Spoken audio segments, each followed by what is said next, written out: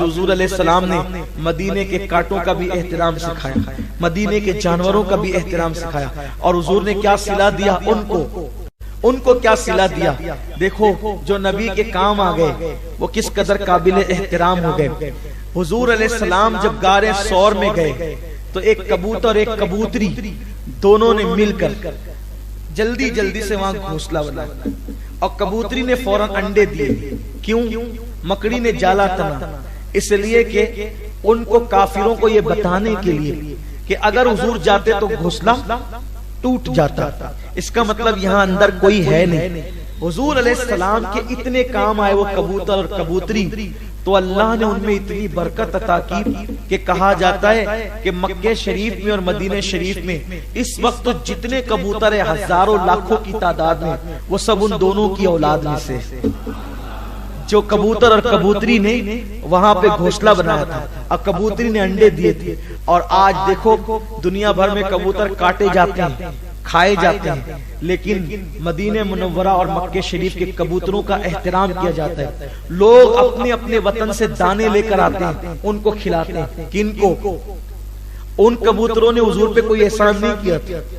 وہ کبوتر حضور کے کچھ کام نہیں ہے جو آج کل کے کبوتر ہے، بلکہ ان کے اوپر کے امی ابا جو نسلوں میں بہت اوپر تھے، جب انہوں نے ہجرت کی شب حضور علیہ السلام کی گویا کہ مدد کی اور انہوں نے انڈے دیے، گھونسلہ دیا، تو اللہ تبارک و تعالیٰ نے اس محبت کا صلہ ان کو یہ دیا، تم دونوں میرے محبوب کی حفاظت کا ذریعہ بنے، تو آج تمہاری اولاد کو کاٹا اور مارا نہیں جائے گا، بلکہ مولوی صاحب بھی آ رہے ہیں تو اپنے وطن سے دانا لے کر ان کو دانے ڈالنے۔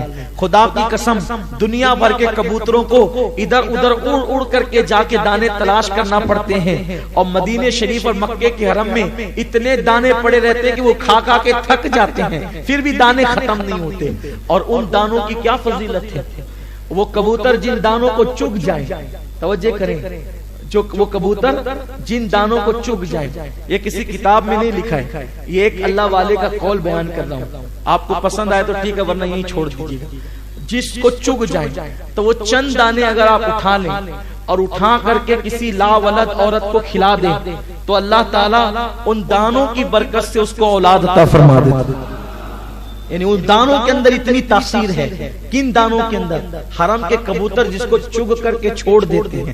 یا اللہ جو محبوب کے کام آئے ان کی اولاد کی چونچ میں تو نے یہ تاثیر پیدا کر دی، تو محبوب صلی اللہ علیہ وآلہ وسلم کے بچے ہوئے جوٹے میں کیا تاثیر ہوگی، اور پھر ان کی اولاد کے جوٹے میں کیا تاثیر ہوگی، ان کی امت کے جوٹے میں کیا تاثیر ہوگی، جو رات دن اس حبیب پہ درود و سلام پڑھتے ہیں، ان کے تذکرے کرتے ہیں، ان کے ذکر سے اپنی زبان کو تر رکھتے ہیں، اللہ تبارک و تعالیٰ نے ان کے جوٹے میں کیا تاثیر رکھی ہوگی۔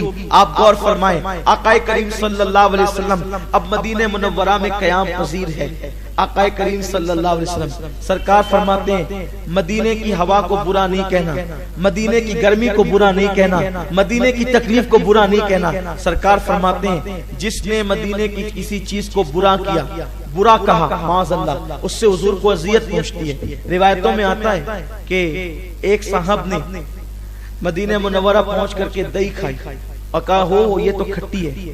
سرکار خواب میں آگے کہتے ہیں تو نے میرے شہر کی دہی کو کھٹی کہا، جہاں تجھے میٹھی ملتی ہے وہاں چلا جا۔ روایتوں میں آتا ہے ایک بزرگ تھے، وہ بزرگ مدینہ طیبہ گئے، جب مدینہ منورہ گئے تو ایک بلی کا بچہ ان کے ساتھ ہو گیا، اور جب وہ ساتھ ہوا تو وہ جب بھی مسجد نبوی آتے تو بچہ ساتھ میں آتا بلی کا، اور جب بھی وہ گھر جاتے تو بلی کا بچہ ساتھ میں گھر جاتا۔ اب اس بزرگ کو اس بلی کے بچے سے اتنا پیار ہو گیا کہ انہوں نے سوچا کہ یہ بلی کا بچہ اب میں اپنے ساتھ لے جاؤں۔ اس وقت تو پلینوں کا معاملہ نہیں رہتا تھا، لوگ پانی کے جہازوں میں یا پیدل یا سواریوں پہ سفر کرتے تھے۔ اب وقت آنے لگا، یہ سوچتے رہے کہ کیسے لے جاؤں گا اس بلی کے بچے کو، اس سے پیار جو اتنا ہو گیا اور یہ میرے پیچھے پیچھے لگا رہتا ہے، اس کو دودھ پلاتے ہیں، کھانا کھلاتے ہیں، سب ہوتا ہے۔ انہوں نے سوچا ایک پنجرا بنا لیتے ہیں، اس پنجرے میں بلی کے بچے کو رکھ دیں گے اور رکھنے کے بعد پھر جو ہے اس کو ساتھ لے جائیں۔ پنجرا بن گیا۔ اب کل صبح روانگی ہے، صبح کو بلی کے بچے کو پنجرے میں ڈالنا ہے۔ رات کو حضور خواب میں آتے ہیں، فرماتے ہیں بلی کا بچہ لے کے مت جانا، سرکار خواب میں آتے ہیں، کہتے ہیں بلی کا بچہ لے کے مت جانا۔